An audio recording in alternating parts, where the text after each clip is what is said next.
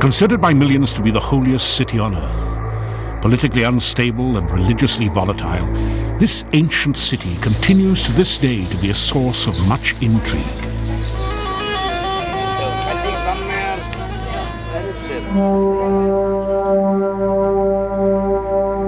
The magnificent Temple of King Solomon was built here nearly 3,000 years ago.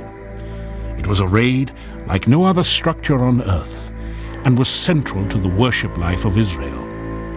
Now little of its former glory remains. This excavated western wall is one of its last remnants.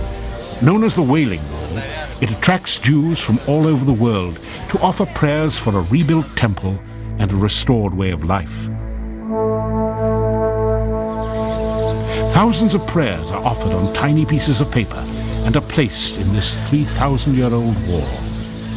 They testify to a nation longing to return to worship in the ancient temple and to a hope of a new temple to be built on this holy site.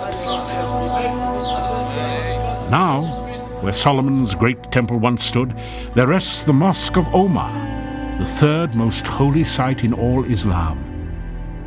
This rare footage, gained by special permission, shows its elaborate architecture and imposing design. But below the dome lies the real mystery.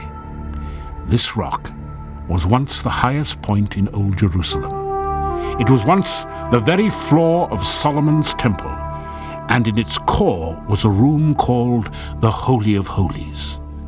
This room was the center of the temple, only accessible by the high priest.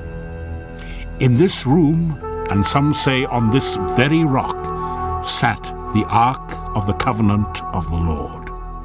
According to the Bible, this was the last recorded location of the Ark.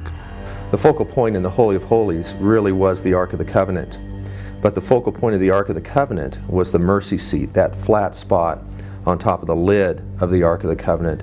We know it was the focal point of the Ark of the Covenant because by God's own instructions, that was the very spot, the very place where the cherubim were to focus their gaze, the cherubim that were represented on top of the Ark of the Covenant. The Bible chronicles that the Ark of the Covenant was built at Mount Sinai, the holy mountain where God descended to give Moses the 10 Commandments. It was a wooden box about 4 feet long, 2 feet high, and 2 feet wide. The entire box was covered, inside and out, with pure gold. The lid was a special thick slab of gold called the mercy seat and was crowned by the powerful figures of 2 winged angels called the cherubim. When its construction was complete, it would house the 10 Commandments given to Moses.